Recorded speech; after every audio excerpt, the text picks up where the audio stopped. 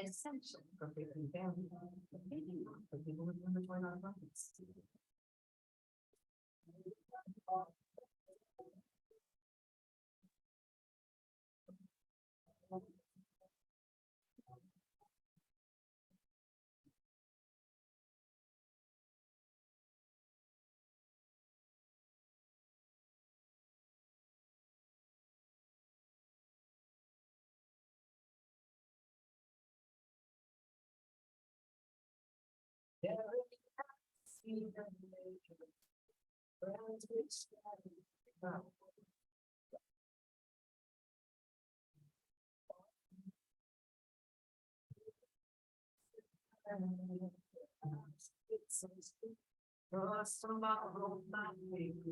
Something.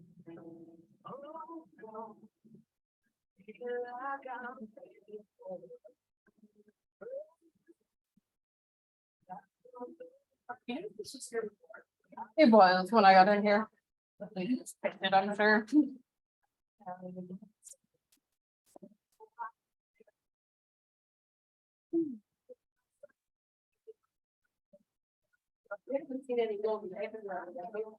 I haven't. Is there some sort of Easter egg on there? There's That's- one egg left and it has the electric guitar inside. Whoa. I did watch a video while I was eating my lunch of someone doing an Easter egg hunt for their dogs. That was adorable.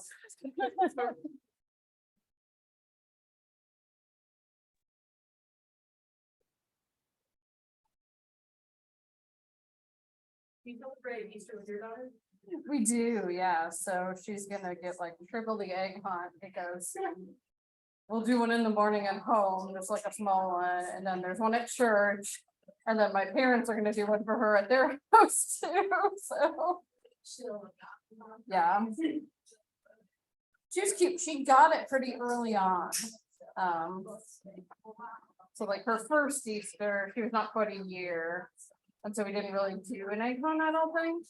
But like by the time the next Easter came, she was like looking for the eggs. She got it. It was great. Are you gonna do the egg dyeing? Yes, and in fact, we had to send eggs into school with her for that, because they're gonna dye some at school too. But yeah, she helped my husband boil them last night. I think she just sort of supervised. She has this really cute little ladder that's got like a box so she doesn't fall over, that she stands on to like help her do stuff in the kitchen. And she gets really into it. Her favorite thing to do is to make pizzas with them.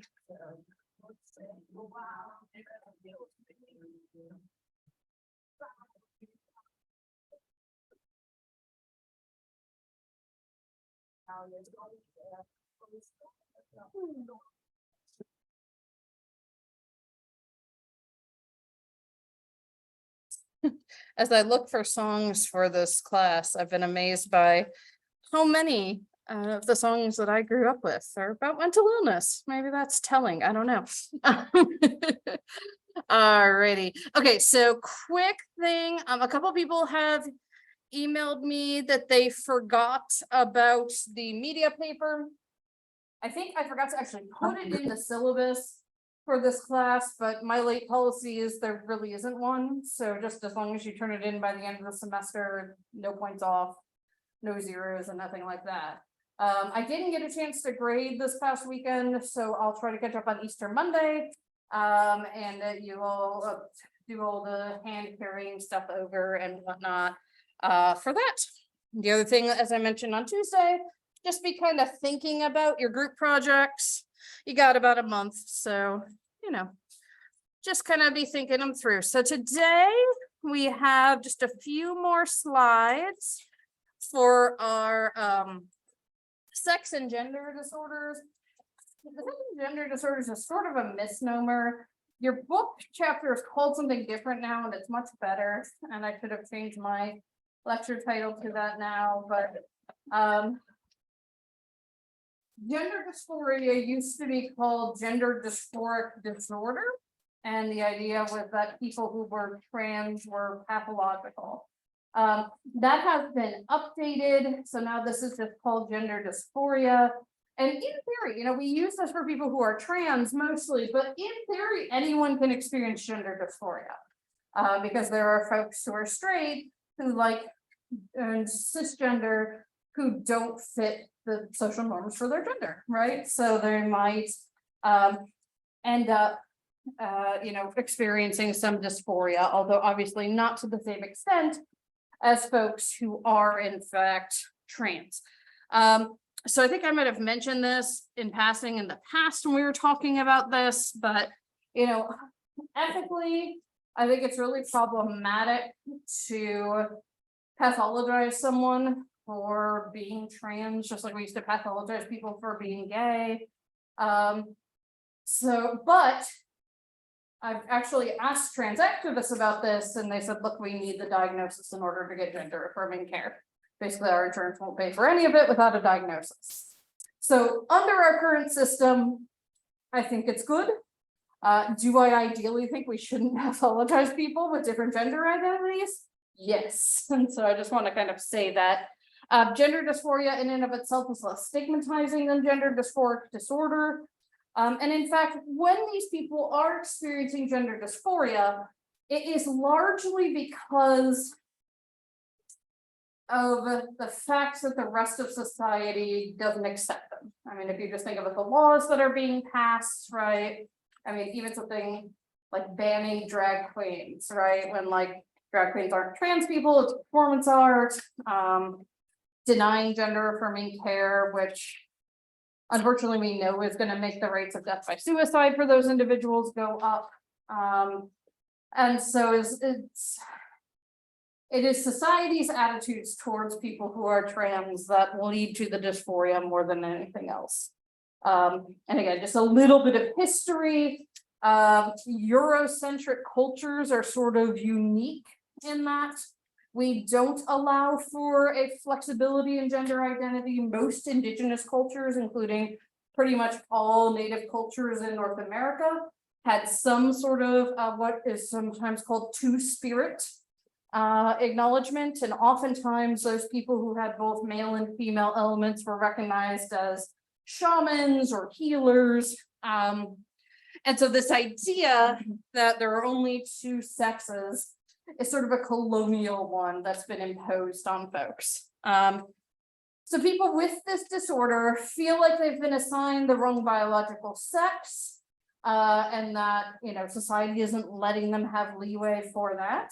And they'd like to remove their primary and or secondary sex characteristics and acquire the characteristics of, you know, I have in my notes the opposite sex here. But some folks, it's really interesting. I am all about listening to the folks who have these experiences, and some folks with these experiences put folks who are non-binary or gender fluid under this category as well. So I would say of other gender, of other sexes rather than the opposite sex. The DSM-5 categorization of disorder has been controversial. Many believe that transgender experiences reflect alternative, not pathological ways of experiencing one's gender identity. Others argue that gender dysphoria is in fact a medical problem that may produce personal unhappiness and thus shouldn't be psychological, which like other medical problems that produce unhappiness like depression are in the DSM-5. So I think that argument's a little weak. We see more men with gender dysphoria than women, and it's unclear if that is something biological or just, again, sort of more culturally acceptable. People with gender dysphoria often experience anxiety or depression and may have thoughts of suicide. This is distinctly different than that transsexual fetish we talked about, right? These people are not getting off by cross-dressing, instead they feel like they are being affirming of their identity. The disorder sometimes emerges in childhood. Sometimes it disappears with adolescence, but in most cases it develops into a adult gender identity issue. And several theories have been proposed to explain this disorder, but research is limited and weak. There do seem to perhaps be genetic factors. They would be recessive, obviously, because most transgender people come from cisgender families. If you're not familiar with the term cisgender, it basically just means you're comfortable with the sex you were assigned at birth. Some adults with this disorder will actually change their sexual characteristics by surgery. Others will use hormones. And so for various folks, this may present differently. So these are the actual criteria. So inconsistency with one's assigned gender and one's experienced gender, lasting 6 months or more. For those who are cisgender and like have a hard time wrapping your head around being trans, that's understandable, right? It's a different experience. But one of the best ways I've seen to try to like get your head around it is like, at what point did you know that you were cisgender, that you were comfortable with your gender assigned at birth, right? Probably pretty early on. And a lot of transgender kiddos say, you know, by preschool, they kind of knew something what didn't feel right. Marked inconsistency between their experienced gender and primary, secondary sex characteristics. Primary are genitals, secondary are other things like facial hair, breasts, things along those lines. Strong desire to be rid of one's sex characteristic, strong desire for the sex characteristics of the other gender. Again, I think this is a little binary in its definition. Strong desire to be a member of another gender, strong desire to be treated as a member of another gender, strong conviction that one has typical feelings and reactions of another gender, and significant distress or impairment. So a couple issues arise here, right? So in addition to all the legal issues we're having, some people argue that, again, to just try to like be gender affirming, sometimes trans individuals are really buying into stereotypes about gender. So like a male to female trans individual might act really stereotypically feminine. This is not all trans folks, right? But that in and of itself has been controversial at times. One thing I'll just say again, like as a scientist, as I stumble across some of the arguments against trans people, they strike me as being very unscientific. One of my favorites I've seen recently, it was like, men don't have breasts. In fact, men do have breast tissue, men can get breast cancer, right? And in fact, that's an underdiagnosed thing because people sort of forget that. And then the idea that like there are only two sexes is actually incorrect, not only for humans, but for the animal world. So there are people who are XXY, there are people who just have an X or just have a Y. There are people with abnormally high levels of testosterone who otherwise are female, things along those lines. All right, so I'm going to show you a clip just because I really like some of the dialogue in it, but I want to stop and fully acknowledge that this movie is problematic because this is a movie about a male to female trans individual, and the character is played by a cisgender woman, Felicity Huffman. So I think in this day and age, this movie is like 10 plus years old. In this day and age, we probably would actually try to cast a trans actor. But that was not the case at this point in time. Like I said, that being said, this scene in particular is a really nice example of like family reactions, how you sort of navigate social situations. So I am gonna play it. Oh, and it's really quiet for some reason. So sorry that I don't get a speaker button. And the space. Next to the sex.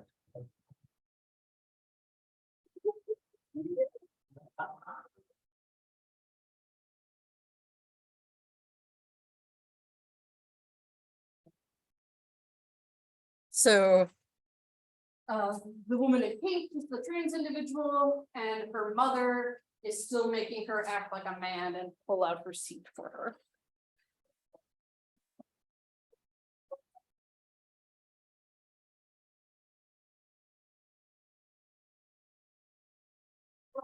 Come and sit here next to me. Here, take a picture. Murray, scoot over. Come on, honey, right here.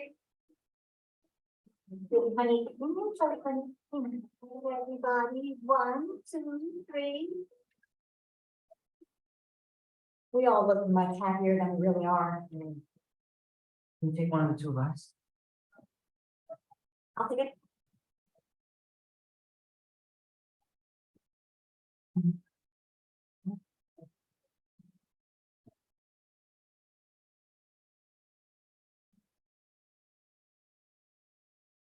Nice to see you.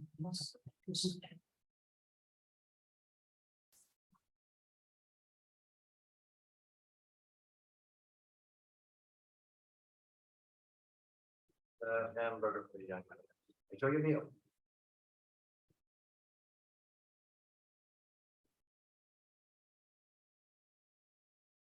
Ruby, do you want to say grace? Come here, honey, don't be shy.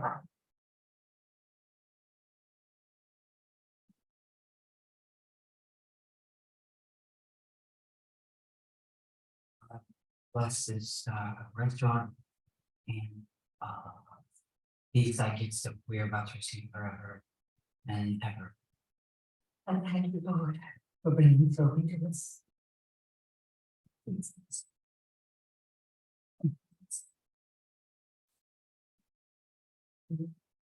Along with Israel.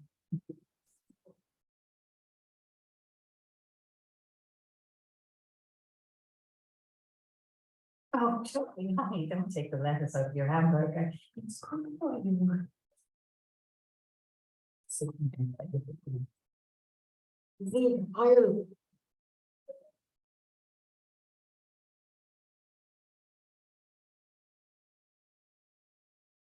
Number of $1,000. Okay, your hamburger's almost raw. Let me say that. I can pay it back with interest. But you need the money. Get back to Los Angeles. Look at your life. You've never been able to stick to a position. 10 years of college and not a single degree. How do you know anyone about this?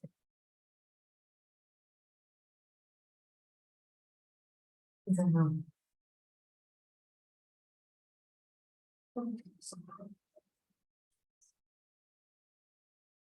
I miss my son. Mom. He never has.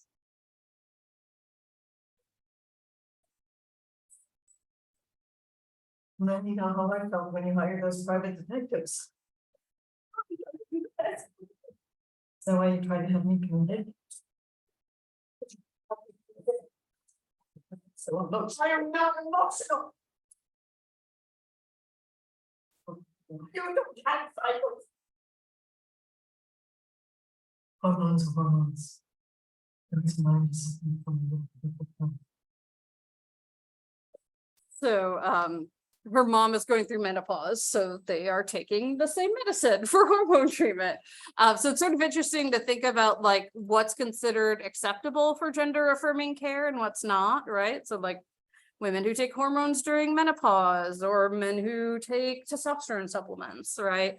But those same treatments are denied to trans individuals. This next one is a brief video where Elliot Page is talking about his experiences of dysphoria. If you do not know him, he is trans. He was known as Ellen Page previously. He was in movies like not Knocked Up. Shoot, what was it actually called? The Home Skillet one where she was pregnant. And so he's going to talk about what it was like sort of living that life and the dysphoria. That night after the premiere and at the after party, I collapsed. And that was something that's happened frequently in my life. Elliot Page is getting candid about the pressure he faced over the years before coming out as transgender. In his sit-down interview with Oprah Winfrey for Apple TV's The Oprah Conversation, the Oscar-nominated actor reveals how much his mental health was affected by the expectations he felt he needed to meet due to gender pressures. The outside world, it looks like, whoa, this is what you want in your life. You know, the trajectory of your career continuing to rise. I mean, always being offered roles in these, you know, iconic blockbuster films. You reconstructed all of this from memory? I told you, we had lots of time. The period where I was shooting and promoting Inception, but promoting Inception. I'd say because there was so much press, so many premieres all around the world, and I was wearing, dresses and heels to pretty much every single event. Elliot recalls an incident that occurred during the press tour for Inception in 2010 involving his manager that made him reach a breaking point. We had just finished all the press and just had the premiere that night. And my manager, who's family to me and we're so close, and she couldn't be more supportive and incredible. But there used to be a lot of, tension back then, but she really believed she was helping me, doing the right thing for me, helping my career by encouraging the dresses and the heels and the sort of pressure to do that. But we got back to the room and she was like, I have a surprise. And I already had to wear the dress, had one picked out, and I went in and there was 3 dresses laid out, new dresses to maybe see. And I just I lost it. Elliot goes on to reveal he suffered a panic attack and even collapsed due to that pressure. I got so. It was like a cinematic moment, the kind of thing that would be in a movie where, and that night after the premiere and at the after party, I collapsed. And that was something that's happened frequently in my life, usually corresponding with a panic attack. During the interview, Elliot reveals So you just sort of hear the actual dysphoria, right? How difficult this was for him to be living something that didn't feel like his true self, his true life. And then the next one we won't watch all of, but I want to show a little bit of. So this is doctors and activists talking about gender affirming care. Did you know that almost 2% of US high school students identify as transgender, and that number is growing? And unfortunately, transgender and non-binary teens are 4 times more likely to suffer from mental illness when compared to their peers. Many feel isolated, misunderstood, or are outright bullied. There are medical options to help these teens align with their gender, like puberty blockers, and later in life, hormone therapy and surgery. The preliminary data does suggest that gender affirming care can improve mental wellness, but many states outright ban transgender care, citing that it's harmful for teens under a certain age. Now, there's concern about whether or not a young teen can start gender affirming care, such as puberty hormone blockers. And there's a debate about whether or not a psychological evaluation is needed. But here's a question. Can someone under the age of 18 decide for themselves that they're ready? Being able to be oneself is a very powerful thing. And I asked people before they started, what are your goals for hormone therapy? And 9 times out of 10, people say, I just want to feel like myself. I just want to feel more comfortable in my body. For many people, medically and physically transitioning is about aligning your body with your gender identity. But how do we define terms like gender, sex, and anything else that doesn't fit easily into a box? Simply put, gender is a set of rules and expectations that are defined by a society. And those rules and expectations are socially constructed and can evolve over time. Some people say gender is like a spectrum, but I kind of like to take it a step further and say that gender is kind of like an expansive galaxy. Infinite possible categories beyond just the binary points of male and female. While sex is what we're assigned based on our apparent anatomy at birth, typically male or female. But here's where the conflict begins. When a person's gender is different from their assigned sex, it can create an extremely uncomfortable and confusing situation. And this distress can lead to depression, anxiety, and in some cases, suicide. Professionals currently diagnosed as gender dysphoria. Gender dysphoria is a topic of serious debate right now in the medical community. In order for a person to receive gender affirming care, in most cases in the United States, a diagnosis of gender dysphoria is needed from a board-certified psychologist. You can't just run to a doctor and ask for it. And the guidance on how teenagers and adults are evaluated for gender dysphoria is complex and very different.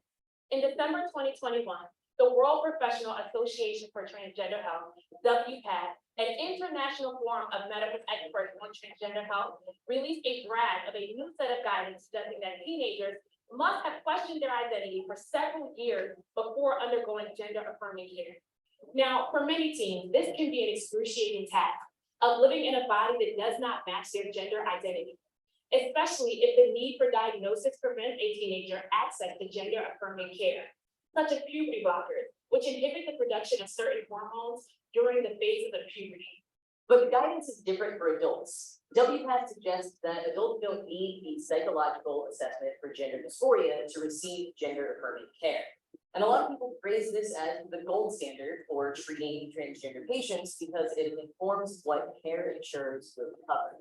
These long established guidelines. And so again, like, we're not gonna watch the whole thing because it's 12 minutes, but if you're interested, I would highly recommend going and watching this. But I just like that it sort of showed that like medical professionals are thinking about this. Medical professionals have done research about this and have really looked into it. And like other health decisions, when the government decides to interfere, it's problematic. Yeah. Yeah, I just recently watched, I don't know if it's really videos, No. but they have like a talk between, someone who's, like, people who are detransitioning and people who have transitioned, and they kind of talk about like, gender identity and like things, especially like the age thing they're talking about with the younger people wanting to transition, if it was like, okay for someone under 18 to decide they were the walking. What is it? Puberty blockers. Yeah, Yeah. puberty blockers. It was interesting. That is really interesting. I'll have to look for that. Yeah. Yeah. And so I don't know, like for me, again, as someone who tries to like constantly educate myself about sort of intersectional feminist issues, like denying someone puberty blockers or hormones, would be the equivalent of someone who like has a limb amputation and you deny them a prosthetic if they want one, right? And I think a lot of people wouldn't see it that dramatically, but you know, it is affirming care, it is life-saving care, again, coming from a psychological perspective, so yeah. All right, so now we're gonna journey into what is often people's, one of people's favorite topics that we discuss, and that's schizophrenia, which is one of the more severe mental illnesses. Sometimes you'll hear psychosis and schizophrenia referred to as SMI, severe mental illness. And so we're going to start by just defining psychosis itself. And this is a state of being profoundly out of touch with reality, and the ability to perceive and respond to the environment is significantly disturbed. Oftentimes their functioning is greatly impaired as well.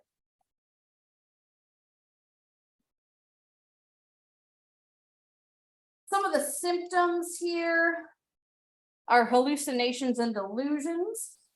So hallucinations are false sensory perceptions. So these are experiencing something through one of your five senses that's not there. Hearing, seeing, tasting, feeling, smelling something that's not actually there. And then delusions are fixed, false, and often bizarre beliefs. And psychosis may be because of schizophrenia. However, psychosis can also be caused by substances or by a brain injury, or in the context of a mood disorder. So one of the best descriptions I've seen of psychosis itself is it's a symptom, not a disorder. So if you have psychosis, it's like saying you have a fever. Like we know something's wrong, but we don't know why, right? It's if you have a fever, it's not like saying you have the flu. If you say you have psychosis, it doesn't necessarily mean you have schizophrenia. And so psychosis is this broad term that refers to hallucinations and or delusions. And then schizophrenia itself is a type of psychosis that also includes disturbed thoughts, language, and behavior. And both psychosis and schizophrenia are heterogeneous, meaning that they can present very differently in different individuals. And so we have a couple, you know, here would be your substance abuse psychosis, right? And we've got the antacid. I know they're cheesy, but kind of fun. All right, so people have been trying to classify psychosis, schizophrenia in particular for years. I mean, over a century now. And people with psychosis prior to that have not always been regarded as sick. So in a lot of previous cases, someone with psychosis might have been viewed as spiritual, wise, enlightened, or just creative.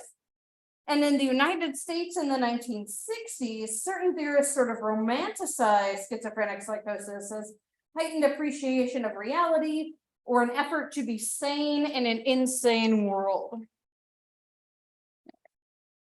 There we go. In Western scientific medical traditions, psychosis has generally been regarded as a symptom of specifically mental illness. And as I mentioned, it was sort of one of the leading disorders that got people thinking about classification and diagnosis. So beginning in the 1800s, people started to try to classify and describe mental disorders in general, but in particular psychosis. And so in 1923, Emil Kraepelin, who we see down here in the corner, he coined this term dementia praecox. This was an early term for schizophrenia, and it was thought to be characterized by global disruption of perceptual and cognitive functions, onset in your early adult years. So, you know, I'm not trying to actually scare anybody, but like the age y'all are.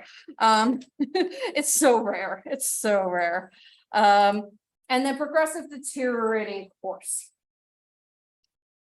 So this was sort of our first initial effort to let's give this a name. Let's start to come up with categories of disorders. I think what people. And then this first video here is about a young man talking about what it's like to be diagnosed with schizophrenia. Hang on just a sec, because I thought I had another slide before this. Nope, I didn't. Okay.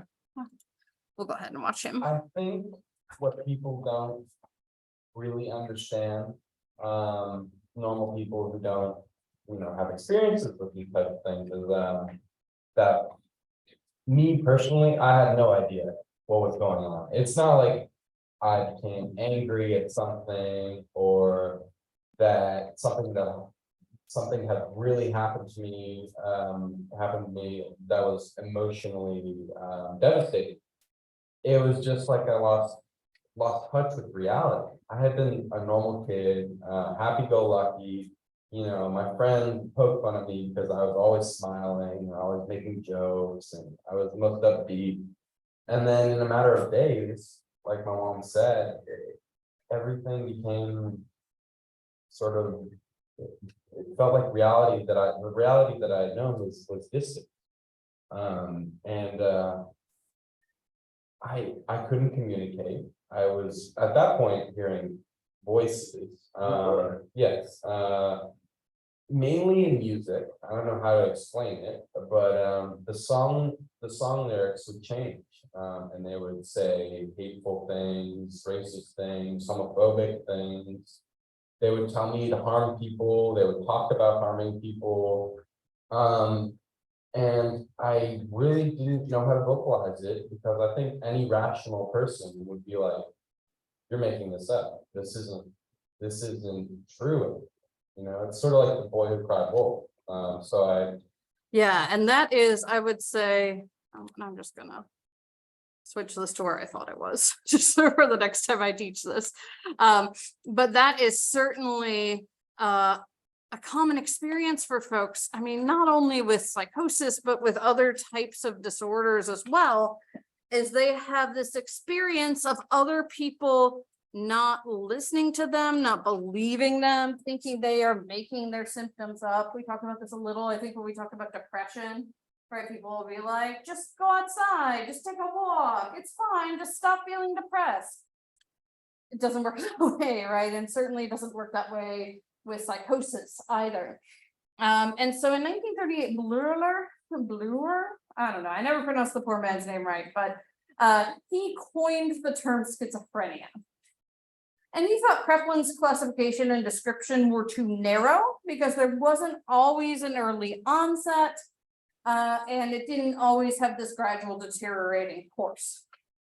So he focused on the symptoms that are now known as the 4 A's of schizophrenia. So extreme ambivalence, kind of cheating for an A there. This is a paralysis of the will. It can look a lot like depression. These are called the negative symptoms of schizophrenia, and these can be just as debilitating as the psychotic symptoms. And then abnormal associations and thinking. This is where you get the delusions and the hallucinations. Disturbed affect, where people's emotional reactions are not appropriate, or they can completely lack emotional expression. And then autism, and here we're not using this in the same way we use it to describe the developmental diagnosis now, but it meant a withdrawal into fantasy instead of focusing on reality. And so it was coined by Bleuler for schizophrenia, and eventually got sort of repurposed. And so schizophrenia to Bleuler was a disorder marked by psychosis and a decline in adaptive functioning. All right, we'll skip this guy since we already listened to him. All right, so I mentioned the negative symptoms. I'm just going to pop these up here. And so what we think of when we think of schizophrenia typically are the positive symptoms. And just like when we were talking about like positive versus negative reinforcement, positive here doesn't mean good. It just means something added on, something above and beyond what would normally be there. Pathological excesses, exaggerations, or distortions from normative functioning, or the presence of something that's normally absent. So in addition to delusions and hallucinations, this also can include the disorganized speech, thought, and behavior that we'll talk about over the next few slides. Negative symptoms, sometimes referred to as type 2 symptoms, represent pathological deficits. So things that are missing, the absence of functions that are normally present. Flat affect, loss of motivation. Some people with very severe schizophrenia will actually have a lack of speech. They just won't talk. So current diagnostic criteria are going to include both positive and negative symptoms. And I think this might be messed up. Yeah, the negative symptoms are not supposed to be grouped with the positive symptoms. Thank you, Google Drive. But I can walk you through these. So in order to meet criteria for schizophrenia, you must have 2 or more of these. And so one thing I really want to point out is that you combine any 2 of these symptoms, you can get people whose presentation of schizophrenia looks wildly different than someone else with schizophrenia. So there has been, within the mental health world, people have still just been talking about schizophrenia. But I believe it's been a minute, like 8 years ago or so, there was a genetic study about schizophrenia, and they said it's actually probably 6 distinct genetic markers and maybe even genetic disorders.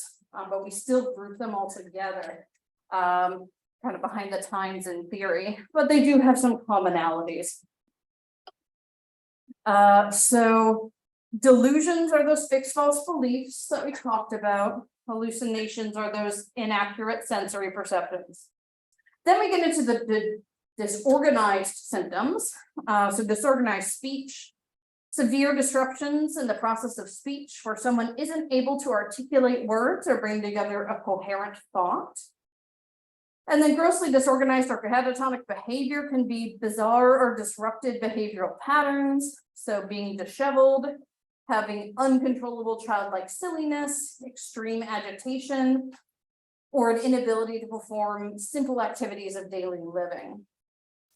It's interesting to note that some people see symptoms 3 and 4 as their own category. I think that the disorganized symptoms should be their own category rather than positive symptoms. And then there's those negative symptoms, and these include lack of emotion, speech, or motivation. They can also include withdrawal or apathy. And then we've got impaired functioning in school, work, interpersonal relations, and or self-care.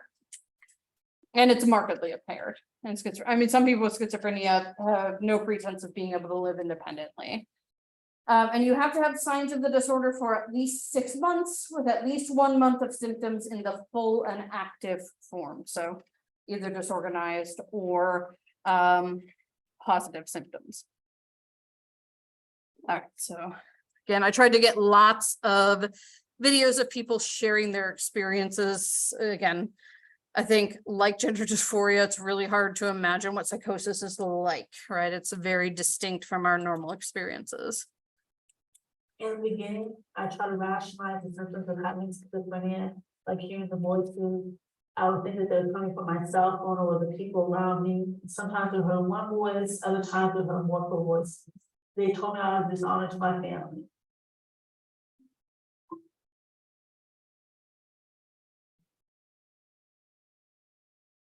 The symptoms got definitely worse during my years in college. Eventually, I just couldn't handle it anymore. I lost interest in school. I couldn't focus on my classwork or my assignments. And I dropped out of school. I learned of my diagnosis. And that is a really common thing that happens to people with schizophrenia, especially when it develops during college. I remember hearing about a case where a young man developed it during med school and like had to drop out of med school and like wasn't even like taking care of his basic needs. So you can imagine it could be really devastating to people. Unfortunate crime I committed while experiencing psychosis. I was very confused and afraid at the time. I actually stolen a military truck from the airport and was arrested for that crime. While in jail, I stopped eating, drinking, speaking, living. The So those are symptoms got negative progressively symptoms. worse, and they didn't know what was wrong with me at first. Initially, I did not know that I had schizophrenia, so I refused to take medication. I was in denial, I didn't have any insight. While I was in jail and I wasn't cooperating with my attorney, they had me take a competency test, which I failed. So later on, I got committed to a state hospital where they diagnosed me. I'm able to talk about it now because it's in the past. And I know that I've survived it and I'm coping with it and continuously working on my recovery. And I talk about it a lot just to share my story with other people so they know they can recover as well. Society views schizophrenia as having a person having split personality or a person who is extremely violent or dangerous. Those stereotypes really bother me because I don't look at myself as a violent person. I don't have a split personality. Yeah, so a lot of people will confuse schizophrenia and dissociative identity disorder. And to be perfectly honest, before I took abnormal in college, I did too. Like I watched Lord of the Rings and I was like, such a good example of schizophrenia. No, it's not. Gollum is a good example of DID, right? And then we see in our society this idea that like violence is related to mental health. We see this with school shootings, right? Even though we know that in general, people with mental health issues are much more likely to be a danger to themselves than someone else. Some researchers talk about a distinction between type 1 and type 2 schizophrenia. So type 1 would be dominated by the positive symptoms. These folks tend to have better adjustment prior to the disorder. Their symptoms onset a little bit later, but they do have a greater likelihood of improving. And this may be linked more closely to biochemical abnormalities in the brain. And then type 2, you have more of the negative symptoms, and this might be linked to structural abnormality in the brain. So what you're probably getting already is that schizophrenia seems to have a large genetic/biological component. All right, and again, I put in a ton of these just so you all would see different people's lived experiences.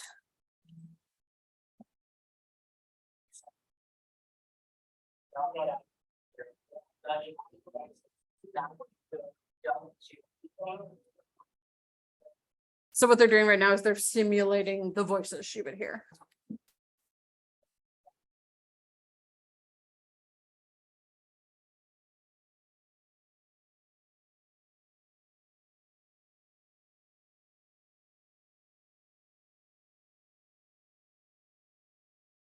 Hi, I'm Michelle Hammer and I have schizophrenia.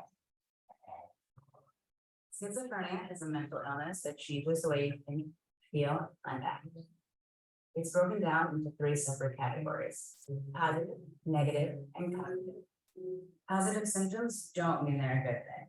It's an add-on to your normal behavior. Things like hallucinations, delusions, and voices. You know, I had so many ghosts and shadows inside of my mind. The demon was perching on the end of my bed. Negative symptoms take away from your behavior. And so just real quick, she said like hallucinations, delusions, and hearing voices. Hearing voices is a hallucination, just to like clarify. I showed no emotion and I was just totally out of it.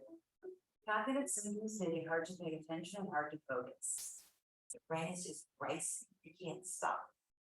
The problem of these illnesses has only become recently understood.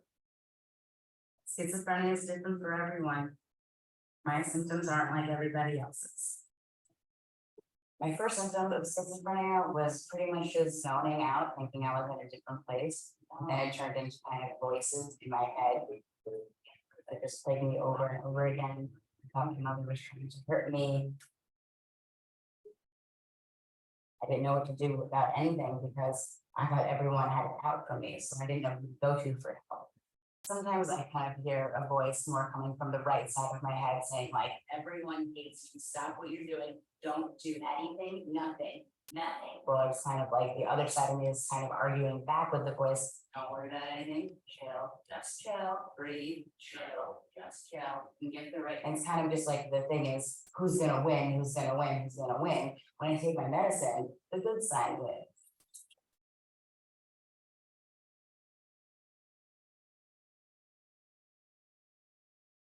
I mean, living in the city and having schizophrenia is interesting, just so you know, I do hear voices as I'm walking down the street, so in my head, I'm looking at the person talking to me, but then I start talking back to the person, and then maybe I'll snap out of it, look around, and like 5 people are staring at me. Mostly I kind of just get plagued by thoughts that are just so repetitive in my head, and they just go around over and over and over again, and really I just want to be nice and quiet and silent. All through high school, I had this like really crazy paranoid delusion that my mother was trying to kill me. And so she's an example of someone whose symptoms started very early. As again, they don't typically start till young adulthood. But there are cases where it starts in kids. There's like a Discovery Channel documentary not too long ago. Well, no, it's a while ago now, maybe like 15 years ago, now that I think about it. But about a young child with very severe schizophrenia, like to the point that her parents were still married, but they lived in separate apartments in the same complex because she would like attack her brother. Again, rarer to be violent towards others, but she was.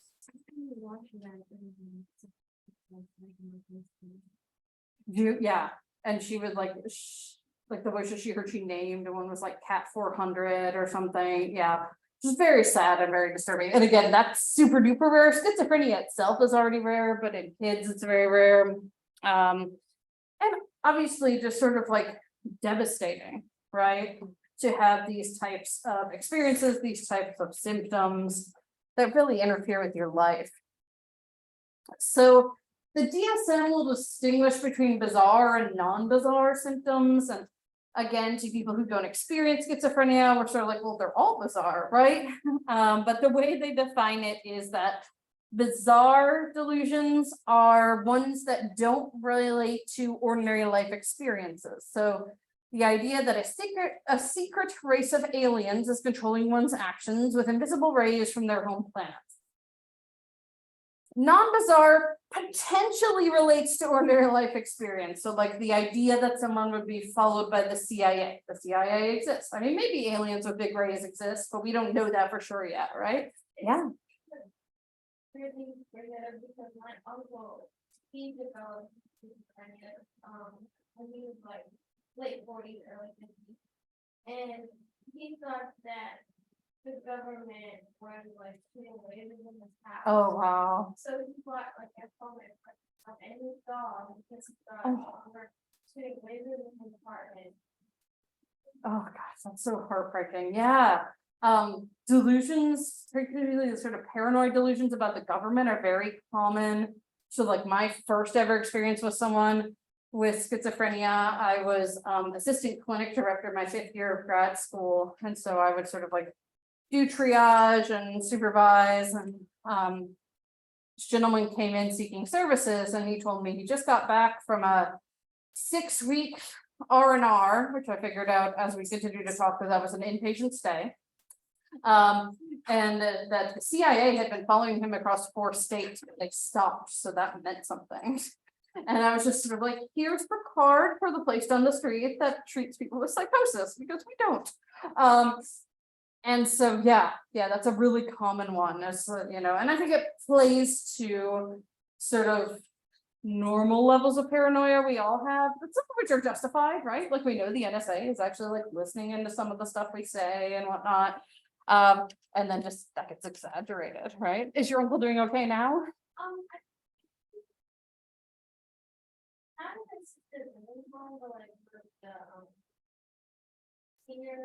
Yep.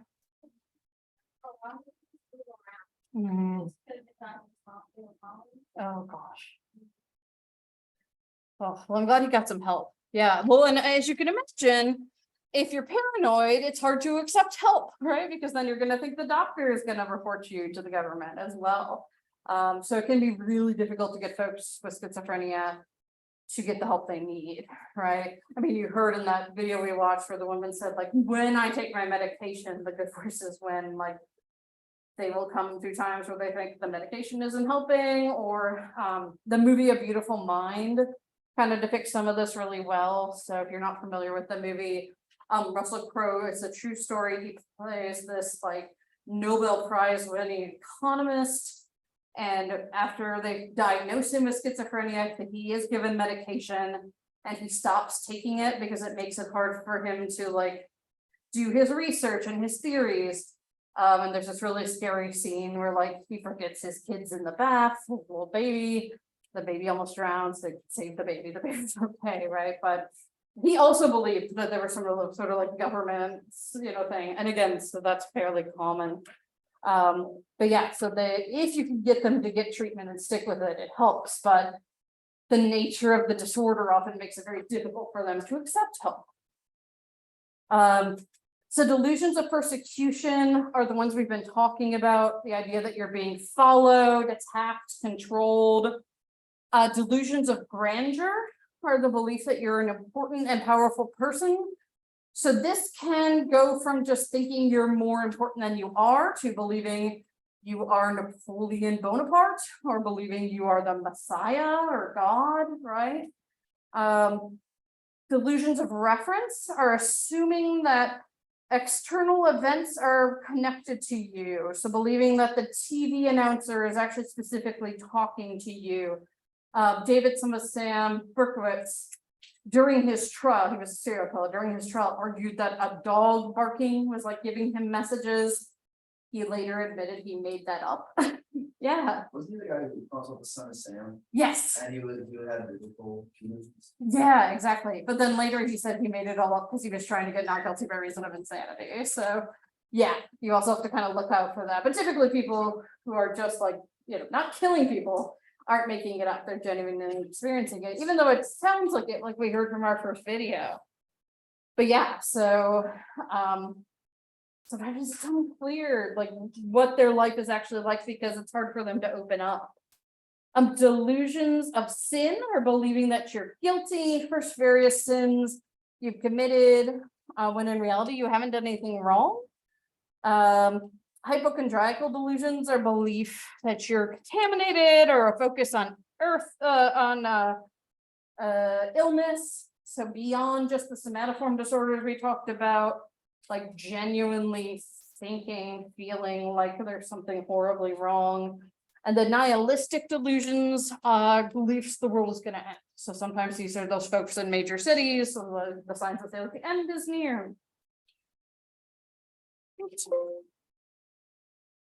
All right, and then hallucinations, as I mentioned previously, can be in any of our 5 senses. Auditory and visual are the most common. It's an abnormal sensory perception in which internally generated perceptions are perceived as if they were external and real. So auditory hallucinations typically are voices, but sometimes they're hearing other things that are not truly present in reality. So like one of the clients at an outpatient clinic for people with schizophrenia reported that the pipes in the ceiling were talking to him. Visual hallucinations, seeing things that aren't there. I had a client I did just an intake on, she never came back, unfortunately, because again, it's hard for people with schizophrenia to admit they need help. But she said she would see like her kitchen on fire when it wasn't. And her dog talking to her, so sort of a combination of visual and auditory. Olfactory or smelling things that are not present. Gustatory, tasting things that aren't present. Tactile, feeling things that aren't present, like bugs crawling all over you. Sometimes people are incredibly terrified by their hallucinations. Other people find them comforting and reassuring. Some people, especially when they're first diagnosed, don't realize their hallucinations. They think that this is somehow actually happening. Where others are able to make the distinction between what's going on internally and what's really happening in reality. And again, sometimes as you move through treatment, that becomes more obvious. So then we have the disorganized symptoms. And so these are symptoms of speech and thought disorganization. There are severe disruptions here in the process of speaking or thinking. So these were the ones they were sort of calling the cognitive symptoms in the one video. So loose associations is a sequence of logically disconnected thoughts. So the person will be talking about various things, but they will not go together and make a coherent thought. The problem is insects. My brother used to collect insects. He's a man now, 5 feet 10 inches. You know, 10 is my favorite number. I also like to watch TV. It's just sort of like trying to grasp at the straws, right? Neologisms are made up words, or they might say like head vise for headache. My desk is a cram style. He's an Easter horned head. And like they make perfect sense to the person, but not to anyone around them, unless they've explained them. Clang associations, these are nonsense sequences of rhyming of like-sounding words. I'm out, sprout, shout. Shoot me, shoo me, shoo, shoo, fady, shady lady. So, you know, again, words not necessarily being chosen for their content, just for how they sound. Then there's echolalia, where they will repeat verbatim what others say. And echopraxia is where they repeat other people's gestures. So like if they saw me with my big gestures I do when I'm teaching, then they might also like do the same gestures. And at the most extreme end, schizophrenic speech can deteriorate into total incoherence, or what's called word salad, which is a random collection of disorganized words. So with word salad, they will, if you just listen, like don't pay attention to what they're saying, but just listen to like the intonation, like they'll sound like they're saying normal sentences with rise and fall and pauses, but they might be saying like 3 words, and those words might be neologisms. So it just sort of is this, and when they're talking. Then as I mentioned, you have the grossly disorganized behavior. So this is a wide variety of bizarre or disrupted behavioral patterns. This can include things like dishevelment, agitation, and childishness. But then you could have more severe versions like catatonia, which is a psychomotor symptom ranging from extreme immobility and unresponsiveness to extreme agitation. And what you see here on the screen is a version of catatonia you can get called waxy flexibility, in which they will hold their limbs in rigid postures for hours. And like if you went up to this person and tried to sort of like gently touch them, you could kind of shape their limbs like an action figure. Like Gumby may be way old for you guys, but he was a stretchy green guy and you could kind of mold his limbs in any shape. And you can kind of do that with these people. So then we have the negative symptoms. And again, these are not as dramatic as the positive symptoms, but these can be just as damaging or sometimes more. They're very incapacitating in the long run because they rob people of some basic human attributes. I'll tell you all the story of the one patient with schizophrenia I ever treated long term. So she had been perfectly well functioning. She'd gone to college. She had a degree.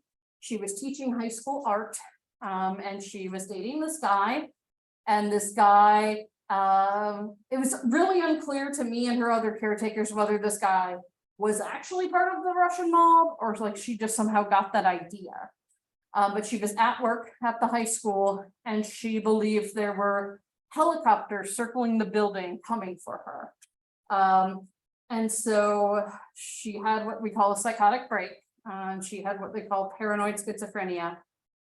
And with medications, they were able to get those hallucinations and delusions to stop. But when I treated her, she had the negative symptoms, and it was like treating someone with very severe depression. So she had been, again, working, living independently. She'd had to give up her job. She lived with her parents again, and I believe she was in her 40s. As an art teacher, she herself was an artist, and she stopped doing any of her own art.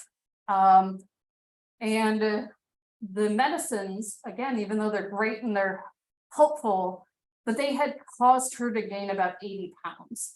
And so, and on top of everything else, she was now dealing with like these physical changes. And so, yeah, my treatment for her was largely like how you treat someone with very severe depression. And she was, I remember I was sitting, because I was treating a whole bunch of very severe mental illnesses then. And I was sitting with my supervisor and I was just like, I don't know why I'm not making that much progress with her. And he said, this is a really difficult case. And like, sometimes you just need a reminder of that, but like, yeah, like her positive symptoms are controlled, but you know, her negative symptoms are very strong and are really interfering with her life. And so she really experienced the affective or emotional flattening, which is a reduction or absence of normal emotion. So sometimes they'll appear to just have emotional blunting, like they don't have a normal range of emotions. Or sometimes they do have a little bit of a range, but it's much, they don't get really excited or really sad. They're just sort of in this really short range. The other thing that can happen is they can experience inappropriate affect. So, for some reason, like the old Bare Naked Ladies song is in my head, like she's the kind of guy who laughs at a funeral, like they will literally laugh at a funeral and not realize that it's inappropriate. So all kinds of issues related to this that can cause other people to have a harder time relating to them. Alogia is minimal or absent verbal communication. Sometimes they'll only give short, blunted responses or questions, sort of like yes, no's. In severe cases, they may be entirely mute, not talk at all. Thought blocking is where they'll try to talk, but nothing comes out. So with alogia, they're not even really trying to talk. With thought blocking, they're like trying to get it out, but they can't. Avolition is reduced or absent motivation. So many people with schizophrenia find it difficult to complete tasks, even things that would seem simple to most of us, like making a bed or going on a walk. They may sit still all day and show little interest in planned or goal-directed behavior. They can also experience the anhedonia, which we talked about before when we talked about depression, where they have the sense of loss of enjoyment for activities they usually enjoy doing, and so they are less likely to feel like they want to do them. All right, so I have a video that talks specifically about the flat affect symptoms here. Hi, so in today's video, it's a little bit more of an informal video because I experienced a symptom today that I wanted to share with you, a little bit more of a realistic depiction of what it's like. So the symptom that I'm experiencing today is flat affect, or I guess blunted affect would probably be more accurately describing what I'm experiencing. I guess first of all, blended affect or flat affect is a symptom of schizophrenia. And basically it's just when the emotional expression is affected. So it is reduced, it is blunted, it just appears very flat.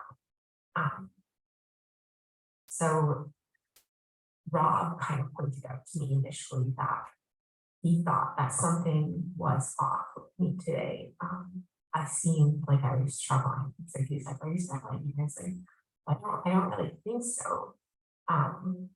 But then we kind of made the connection that I wasn't inwardly struggling. I was feeling normal inwardly, but I wasn't outwardly emoting or communicating any emotion or expression of what appearance. And so we realized it and experiencing something. And so it might be helpful or useful to kind of show that in this video. And basically what it feels like for me anyway is just that I am feeling normally inside and feeling everything kind of the way I would regularly, but it feels like I can't reflect that on my face or in the expression of my emotions. So, you know, I can force myself to smile right now, like, but it feels very like it feels like I'm using like muscle memory to force my face into that. It doesn't feel like I can genuinely or naturally do that right now. And so flat affect is something that I used to experience a lot more. If you look at some of our earlier videos on YouTube, you can definitely tell even just my voice was less emotive. My face was definitely less emotive. I think that actually having this YouTube channel has really helped with developing a skill of emoting through my voice and my face and whatnot, even if I wasn't necessarily feeling. So, you know, being used to being on camera as well as figuring out the right medication and just figuring out how to manage my thoughts more has allowed me to be more expressive naturally and to be more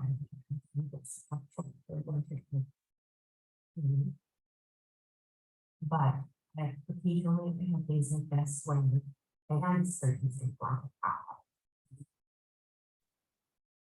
you know, it can be a little bit frustrating because I feel like I'm connecting less with the people around me. So, you know, Rob even was like, "Oh, I don't like this." He quickly corrected himself to be like, "Well, it's not that I don't like you. I just it feels different. It's something we need to adjust to." But it definitely feels like there is less of an ability to connect with people because they're not experiencing your emotion because you're not showing it. And so, yeah, I mean, I can see how people who have prolonged blunted or flat affect have less kind of social connections because it is definitely harder to connect with other people when you can't display emotion and connect with people on that level. So, you know, I'm not sure if it's being conveyed through this video that I do have a flatter affect right now. I think I'm kind of trying to be a little bit more emotive because it's kind of trying to be on camera, but I wanted to share a little bit more of a realistic depiction of when I am experiencing this.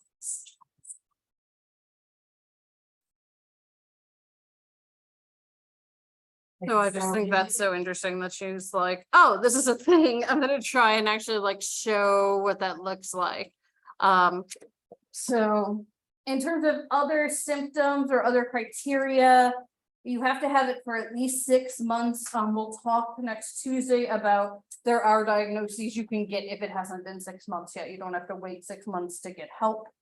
And there must be evidence of significant impairment and deterioration over time in an individual's ability to function in his or her or their social and occupational environment. People with schizophrenia have significant work and relationship difficulties. 60 to 70% of people with schizophrenia never marry, and if they do marry, they have high rates of divorce. It sounds like the one who we just watched has a very supportive spouse, which is excellent. But that's not always the case. People struggle when there is like flat affect or something along those lines.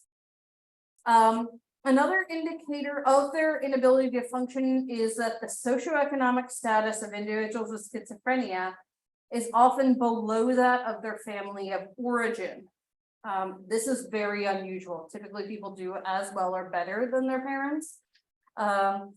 And this phenomenon is therefore known as downward drift. The idea is that you're just gonna, unfortunately, kind of get worse over time. All right, let's stop there for today. That's kind of a nice stopping point.